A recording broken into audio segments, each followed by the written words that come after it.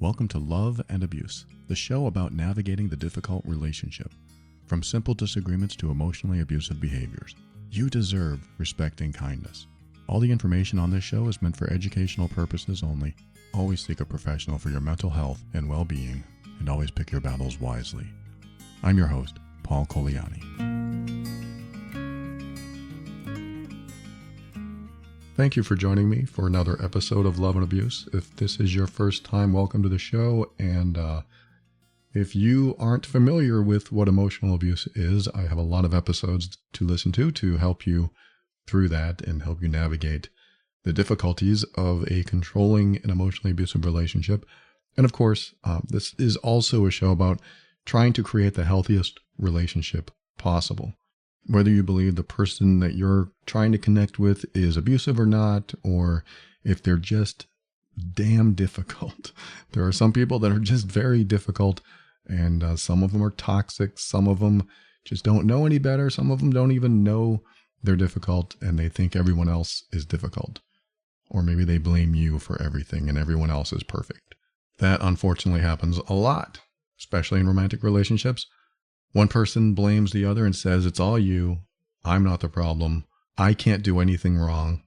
And that's when I see an unbalanced relationship. Someone who says, I can't do anything wrong, I'm not doing anything wrong, you're the problem, you're everything that's wrong with the relationship, you need to fix yourself, go work on yourself because I'm perfect. When I see that, that's a completely unbalanced relationship. In fact, I don't even call that a relationship, because a relationship requires two people working on it, two people taking responsibility for their role in how they show up in the relationship, and two people that support each other and want each other to be happy. If my fiancée Asha said, I'm unhappy, I wouldn't say, well, that's your problem. I wouldn't say, you need to deal with that and work on it yourself. I would say, what can I do? What can I do to help? What can we do to work through this? Is there anything that I'm doing that contributes to your unhappiness? I might use different words, but that's basically what it comes down to when you have two people that care about each other. They want the other person to be happy. That's why I define love as supporting the other person's path to happiness. Even if you disagree with that path, even if you don't like the decisions they're making, when you love someone, you support their happiness. You support the choices they make. And if you can't agree with the choices they make, what happens then? Do you complain about it? Do you tell them you need to make different choices? Do you try to control or change them? That's when emotionally abusive behavior can pop up in any relationship, is looking at somebody else and saying to yourself, I don't like the choices they're making. I don't like what they're doing. I don't like what they're saying. So I want to control or change them. And that can be considered emotionally abusive behavior. Now, what's interesting is that the dichotomy, or the flip side of that, is the victim of emotionally abusive behavior can say the same thing. It's saying, I don't like the choices they're making. I don't like the way they're looking at me. I don't like what they're saying to me. I wish they would change. I wish they would stop. And the difference between being abusive and being the victim of abuse or hurtful behavior is not attempting to change the other person. It is attempting to improve yourself. So the victim almost always tries to improve themselves so they will not be victimized anymore. And the abusive person or the hurtful person doesn't want to change and wants the other person to change for them to make their lives easier or more comfortable. And when you know the difference, then you don't have to question if you're doing the hurtful behavior or they're doing the hurtful behavior, because you know the difference. Again, the difference is when someone is being hurtful or abusive, they don't want to change themselves. They want you to change. They don't think they have a problem. They don't think they need to improve or heal. They don't think any of that. They just see you as the problem. Whereas the victim, most of the time, thinks that maybe they are the problem. The victim themselves will say, maybe I am the problem. Maybe I can do better. Maybe I should do better. Maybe I am messing up. And so what I'll do is try to show up better. I will try to change for that person.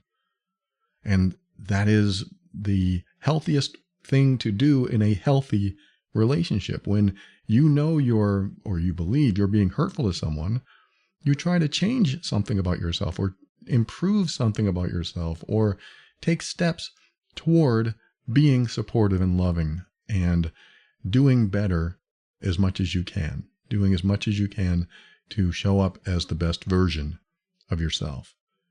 Where the hurtful person that will not change and expects you to do all the changing and will not take responsibility for their role, for their behaviors, and just continues to blame you, that is not what you do in a balanced relationship. That is not healthy behavior. That is what somebody does when they don't want to deal with what's going on inside of themselves and they believe they have nothing wrong with themselves. And when you believe you have nothing wrong with yourself, what does that make you? Does that make you selfish? Does it make you a narcissist? Does it make you emotionally abusive? Does it make you extremely difficult to have a relationship with? In my experience, the difference between a difficult person and I don't want to say the easy person, but the not difficult person, the difference is the not difficult person is willing to give.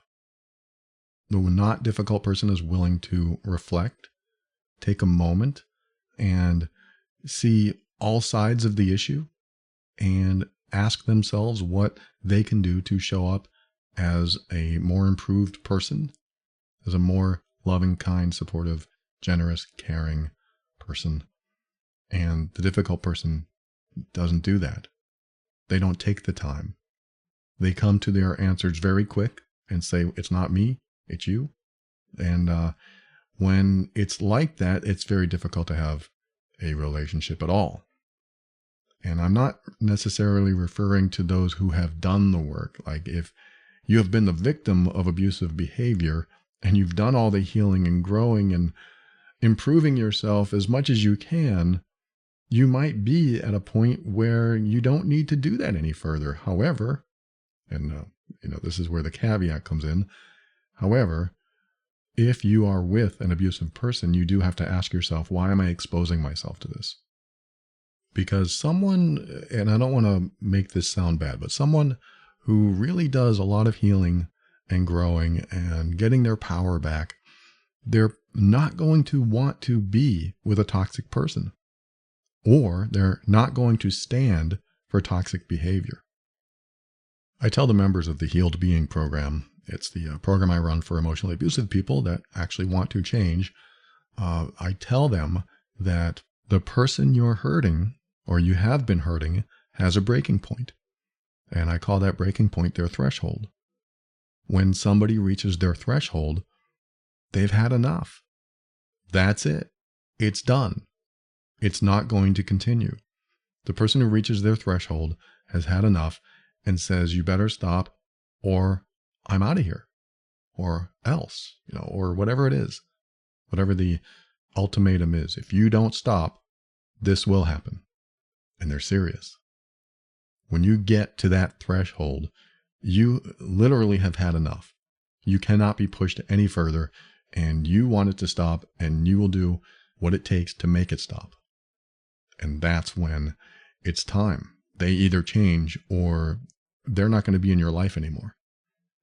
And a lot of emotionally abusive people in relationships, especially the romantic relationships that I talk about, they want the relationship, but they want it their way. So the fear of losing you will certainly kick in. And when you reach threshold, it's going to be such a shock to them because you're finally making them accountable. You're finally at the point where they have to change or else. And that is true accountability, because this time you're serious. And sometimes, actually often, people like that need to hear that. People like that need to hear, if you don't stop, this will happen and I'm serious. And when you're not serious, they tend to know it. They tend to say, yeah, right. Or at least they think that. Yeah, right. You haven't left yet. And you're still here And obviously it's not bad enough because you would have left before. So clearly I'm not as bad as you say I am. It's kind of twisted, but that's the thought process in some people, not everyone, but that does happen a lot. So I want to throw that at you and make sure that it makes sense. It makes sense that no matter how much you share that they're hurting you or they're disrespecting you or how you feel about how they treat you or how much crying you do or how many arguments you get into, because you're still there, a lot of emotionally abusive people don't think that their behavior is that bad. They don't think that it's so bad that you're actually suffering, because if you were, why are you still there? And this is their logic. So when they have that kind of logic, it's very difficult to get them to stop because, again, you're still there. And I'm not saying that you should leave. I'm not saying any of that. I'm saying that it's important to understand that some people will not change until there's accountability, actual accountability. There's something tangible, because otherwise they don't put it in their reality. They don't think you leaving or making them accountable is an actuality, so they may not change. I just wanted to throw that there before I read today's question, which is something that I've talked about before. This person said, when you suggested taking a break before ending a relationship, does that mean that the partners should discuss the reasons behind the breakup and be honest with each other about the probable outcomes, or does that mean that it could be left undefined and ambiguous? Now, this is right along the lines of the threshold, but let me just finish this message. I ask because you didn't differentiate between these two, and I believe this will happen with passive-aggressive abusers, who are always the people who give the most excruciating silent treatments. If I was given any chances, I would disagree with having a short break because it would have led to a very disappointing breakup at the end, and I'd rather not do that. They enjoy having the chances to break you down every time you approach them. They enjoy taking your power and punishing you for everything you've been feeling in the relationship. And giving them this time, this break, will only give them enough excuse and power to treat you the way they always masked in the relationship, with making the set for you to play the bad guy. You can tell this person's been through a lot. As a victim of emotional abuse, I always blame myself for not standing up for myself more than empathetic, restless efforts to change/control abusers' behaviors. And I'm holding on to that teeny tiny hope that I can finally make it out of this mess. Thank you for sharing that. I'm sorry you're going through this. It sounds like you're dealing with somebody I used to be, in a way. I mean, I used to give those very passive-aggressive silent treatments, and they were very destructive to the person I was with. It withholds love.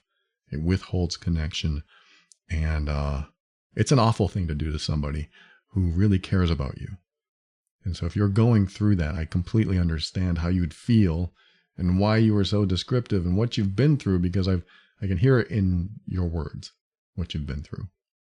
Now, let me answer your question. So one of the first things you asked was, should you discuss the break and discuss the reasons behind the break and be honest with each other about the probable outcomes, or does it mean that it could be left undefined and ambiguous? So here's the thing. When you take a break before a breakup, I think I did talk about that a few times. If you don't want to end the relationship and you really want to find out if this relationship can be salvaged, it might be very helpful to take a break, because that would give you both enough time to get clarity. Because when you're around each other, you are each other's triggers, no matter what side of the coin you're on here. If you're both each other's triggers, you're not going to have a chance to think clearly. The victim will be triggered by the abuser's behavior. The abuser will be triggered by the victim's behavior, and it just won't go anywhere sometimes. And this is why relationships can feel stagnant and not go anywhere. You are trying to work through things, and sometimes you're both working on it, but you just can't seem to make any progress. And it could be because you're in constant trigger mode, or at least having expectations that you're going to be triggered. And when you're in that anticipatory state of waiting for the next trigger, you can't think clearly. You always have it on your mind. And so the reason I've mentioned taking a break before a breakup is to give you both clarity, is to give yourself some time away from each other, away from the proximity of all your triggers. Because when you've been with somebody for a period of time, you are all about that person and they are all about you. Every thought you have includes that person in some way. I'm going to go to the store and pick up some milk. I wonder if they want anything. Even kind thoughts like that, it involves them in some way. But when the person is out of your life, you get to discover who you are again. You get to figure out what you want for you. Because I believe the formula for a great, healthy, long-lasting relationship, at least one component of the formula, is to bring the fully realized totality of who you are into the relationship and continue being that person as much as possible. That might be exaggerating a little bit, but what you do is bring yourself into the relationship, but don't lose that self. And that's what happens in emotionally abusive relationships a lot of the time, is that one or both people can lose themselves, typically the victim. Let's be honest here. The victim loses themselves because the other person doesn't want to change. And so when you have someone in your life and all you can do is think about what they're going to say next, what they're going to think, how they're going to react, you will show up as a lesser version of yourself. You will show up as somebody that you aren't necessarily comfortable being, but you're compromising so that you can get along. And the longer you stay in a relationship where you can't show up as yourself, the more you lose yourself and you get to the eventual and unfortunate outcome of becoming a shell of your former self. So if you show up in the relationship as whole, the total you, feeling comfortable in your own skin and feeling pretty good about who you are, what ends up happening is the toxic relationship will start to disintegrate that in you. So you start off whole and you start disintegrating in a way because you are allowing less and less of yourself out because that self is getting rejected in ways. That self is becoming a problem for the other person. It's not because you are a problem, it's because they want things a certain way and you're not showing up in the way they want. And what you end up doing is try to conform to what they want. And as you conform and change, you actually end up liking yourself less. You decrease your love for yourself. Because where are you going? You're slowly disappearing because of the relationship. You're slowly disappearing because of the exposure to these toxic elements in the relationship. And as you disappear more and more, you just exist and you try to survive. And pretty soon that's all you're doing is just trying to survive. And so how do you get that back? You take a break from the toxic situation. You take a break and get away from all that hinders you being yourself, because you need to find yourself again.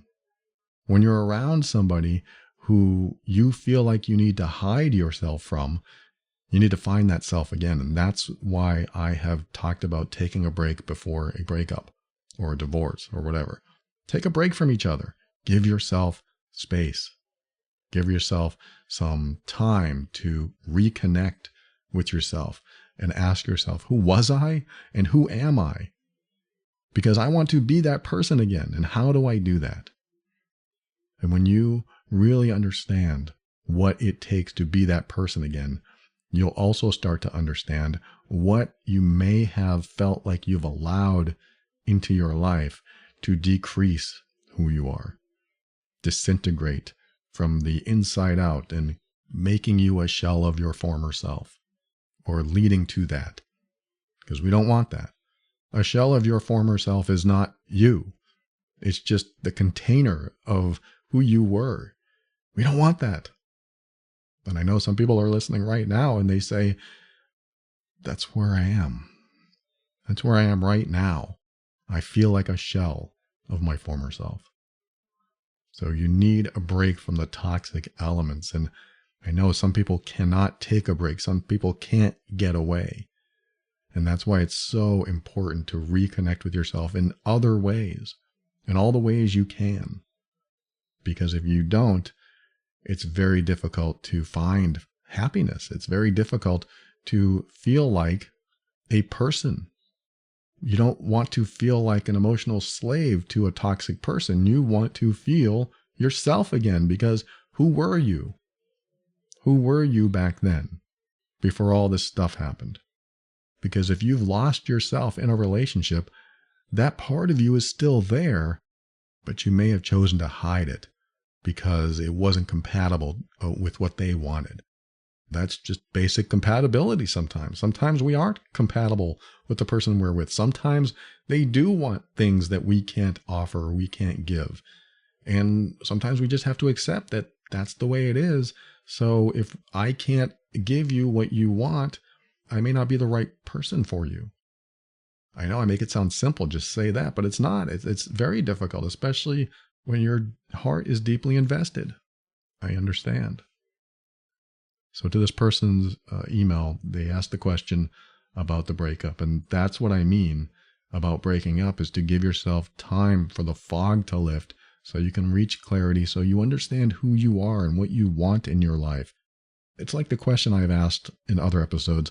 I ask, what would you do if you were alone? I've even asked my fiance this when she is feeling down, or she doesn't know what she wants to do in her life, or she's reached a down point. I'll ask her, okay, let's just say that I wasn't in your life. What would you do then? What would you do tomorrow? That question gives you an opportunity to think without somebody else's influence. Like, I want to be with her, of course. I want to go everywhere with her. But if I wasn't with her, what would she do then? Because I don't want her making decisions to accommodate me and make her unhappy. But the good thing about a healthy relationship is that since you both support each other's happiness, then the decisions you make aren't necessarily solely about you and selfish and things like that, because you care about the other person's well-being. You care about their emotional health. That's what a healthy decision is caring about somebody else's emotional health when you make your decision. But it works both ways, because you can make all kinds of decisions caring about somebody else's emotional health, but they have to do the same for you. And if they're not doing the same for you, this is where we are. We talk about, let's take a break. Let's get to know ourselves again so that we can understand who we are, what we want in our lives, and make sure that we don't get lost in the relationship. Because we should be two independent people coming into a relationship, caring about ourselves, caring about each other, having compassion for ourselves, having compassion for each other, and then we can hold hands walking into the sunset, caring about whatever happens to them because they care about whatever happens to us. And when we can bring the totality of who we are into a relationship with somebody else who does the same thing, we are bringing the best version of ourselves into that relationship, trying to create something bigger than the both of us, something more wonderful that we can share with each other. And that's what I call a well-balanced relationship. Now, let me just answer this, the rest of this question. This person said, if I was given a chance to break up, I would disagree with having a short break because it would lead to a very disappointing breakup at the end. And I'd rather not do that. They go on to say that they enjoy having chances to break you down every time you approach them. They enjoy taking your power and punishing you for everything. So what this person is saying is that by allowing the break, allowing them to say, hey, we need to take a break, for example, that they will still have power over you. And my goal with a break isn't to allow some abuser to have power over you. My goal is for you to make that decision to take a break so that you can regain your composure, take some time to get to know yourself again. If they make that decision saying we need to take a break and you believe it's a control measure, a method of withholding love or whatever, it's still okay because you're taking a break. It's still okay because you will be separated long enough to get to know yourself again. It's part of the process of just being away from each other. If you think they're using it to control you or have an extended silent treatment, then because you are taking the break for yourself, to take time for yourself, to reconnect with yourself, it doesn't matter what they're doing. It doesn't matter the reason. It doesn't matter if they believe they're taking their power away from you, because you are now in your own space without their influence. Now, if you take a break and you're calling each other every day and they're texting you every day and you feel like you have to respond and you feel like they have to be in touch with you all the time, then that's not a break. That's not a disconnect. That's not something you need to take time for yourself, because the break is all about taking time for yourself to reconnect with yourself, so that if and when you reconnect with them, you know yourself so well that you can honor your boundaries and enforce those boundaries. So when something comes along that you don't want in your life, you can speak up and say, I realize now that I don't want that in my life. I don't want you saying that to me anymore. I don't want that kind of behavior in my life anymore. So we took this break, and I finally understand what I need to do for myself and what I will and won't accept in my life. And what you're doing now, I won't accept. So this is the reason for the break, is to get your power back. The reason for the break is to understand who you are again and start filling up that shell if it's empty. If you feel like a shell of your former self, you need to start filling that up again. And sometimes taking a break is the only way to do it, or at least starting to reconnect with yourself if you can't take that break. So again, yes, it's possible that they say we need to take a break, and that's a control thing that they're doing, but it's important for you to stay disconnected during that break as much as possible so that you aren't constantly influenced by them. Now, there are different ways to do this. They may have their own thoughts on it. They may say, well, we got to see each other once a week. They may say that, but that might be part of the control that this person's talking about. Now, this person goes on to saying, giving them time will only give them enough excuse and power to treat you the way they always masked. I'm not sure what they mean by masked, but treat you the way they always did in the relationship, making the set for you to play the bad guy. So here's the thing. You come back into the relationship, and if they're still acting abusive like that, because you know yourself, because you know what you want in your life and what you will and won't accept in your life, you're going to look at that behavior and tell yourself, I don't want that in my life anymore. Because you've had time. Really, this comes down to breaking the trauma bond. Taking a break gives you both time to disconnect at the deepest level that you're at, so that you can take a few steps back and see what's happening from a bigger picture. You're zooming out. And when you take a few steps back, it usually helps you break some trauma bonding. I've talked about trauma bonding before, but if you can disconnect long enough or reconnect with yourself in a way that allows you to see things differently, so you're not so enmeshed in a relationship where you feel like you can't be yourself. If you disconnect from that for a long enough period of time, you can reconnect with yourself and make decisions from a clearer place. Because there's a big difference between being in a toxic situation and having a conversation 5 minutes after an argument, and being in a toxic situation, taking a week off, and then having a conversation. There's a big difference. You've both had time to reflect. You've both had time to ask yourself how you could have shown up differently. And if the emotionally abusive person doesn't want to ask themselves how they could have shown up differently, and they haven't done any changes, then you're going to recognize that they haven't done any changes. And that's the point where you can maybe start to make a different decision for yourself. Maybe start planning a different future, if that's what you want. And of course, this does come down to picking your battles wisely, because some people are very difficult to express yourself to and be honest to, because they might be aggressive or violent. So we have to be careful of that. And to finish my answer to this person, They said, as a victim of emotional abuse, I always blame myself for not standing up, and I'm holding on to that tiny hope that I can finally make it out of this mess. I don't want you to blame yourself at all. This isn't about blame. It's about finding your power again. Everything that you're talking about here, the break that I'm talking about and what you're putting into words and sending to me is about, I don't feel like I have the power to be able to stand up, to be able to make these decisions, or I may not have the resources or the money. I may not be in a position so that I can stand up for myself. I just feel stuck. And this is why it's so, so vital to reconnect with yourself. Find that person that was once there and ask yourself these questions. Who am I when I'm not with this other person? What would I do if this other person didn't exist in my life? What did I used to do before I met this person that I would like to do again?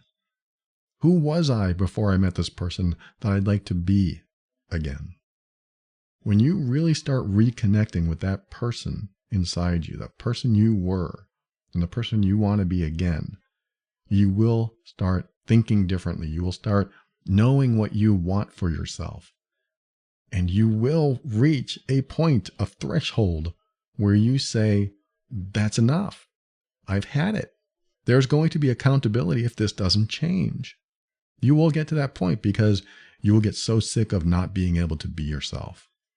And I want that for you. I want you to have your power back, and I want you to feel comfortable being yourself, at least the person that you once were if you're not there now, because you deserve that. You deserve to be that person again. And if for some reason you can't connect with that person you were, you have to rebuild. You have to do this too. Sometimes we have to rebuild and start over and ask ourselves, well, what do I want? What do I want in my life? What do I want for myself? What do I want to do in my life? Who do I want to be?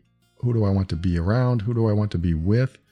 All of these are important questions to ask yourself to help you start reconnecting with who you were, who you are, and who you want to be. Thanks for joining me, and thank you to this person who wrote. I appreciate you, and stay strong. Share this with others that might benefit. Love and Abuse is the official podcast of the MEAN Workbook, an assessment and healing guide for difficult relationships. The workbook gives you your MEAN score, which tells you the exact behaviors causing you to leave so many interactions feeling bad. Now you can pinpoint the specific, unhealthy, and even toxic behaviors in your relationship to help you take the next best steps for you and those you care about. Visit loveandabuse.com for more information. If you've discovered that you are doing the hurtful behaviors to someone that you care about and you'd like to change that about yourself, sign up for the Healed Being program over at healedbeing.com. And if you're looking for a safer way to listen to this show where all the titles to the episodes are changed, click on the Safe Listening button on the podcast page over at loveandabuse.com. This show exists to remind you that you are not alone and you're not going crazy. You deserve to be treated with respect and kindness. You deserve honesty and sincerity. You deserve to be treated as worthy and significant, because you are. We'll talk again soon.